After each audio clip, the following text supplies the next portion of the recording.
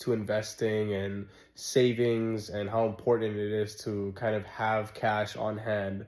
So recently I just dealt with a situation with one of my cars where my dad was driving it and he simply just had it parked, and then all of a sudden the car just gave out when he was trying to get it out of the parking spot.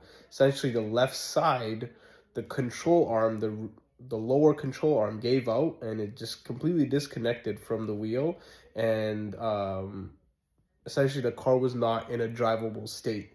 So I had to go with my brother and then get that car towed and then take it to a mechanic shop. And turns out the situation was pretty huge. The whole left side suspension had to get taken care of. And then on top of that, we had to replace our tires and get rims as well. And then on top of that, get the alignment done for that. So all in all, that cost about $1,500. Maybe it could have been cheaper on the mechanic side of things, but we saved a lot of money on getting the tires and rims done. I found a good shop, but we had to just take out 1,500 out of our pockets in that scenario.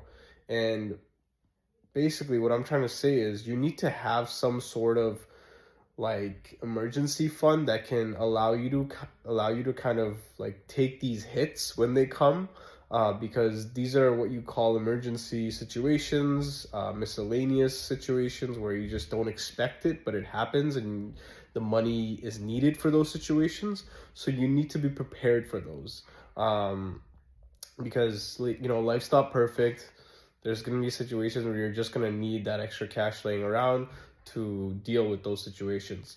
So whatever that number is for you, whether it's 3 to 6 months or more, you need to be able to kind of have that money set aside. So in situations like this, or other situations like a roof leak or anything comes, you can deal with it. And the peace of mind of being able to deal with it and not have to kind of delay it allows you to live more, comfortably and stress free. So um, make sure you figure out what that number is for you so that when situations do come, you're not really worried about it. You're able to take care of it, because the last thing you want to do is dip into your savings, dip into your portfolio, which, by the way, if you take money out of the portfolio, now those calculations that you've done to kind of see how much or what you will kind of get in terms of your portfolio value in this amount of time changes, because now you've taken money out of your portfolio to deal with that expense, right? So have these emergency savings ready for situations like this.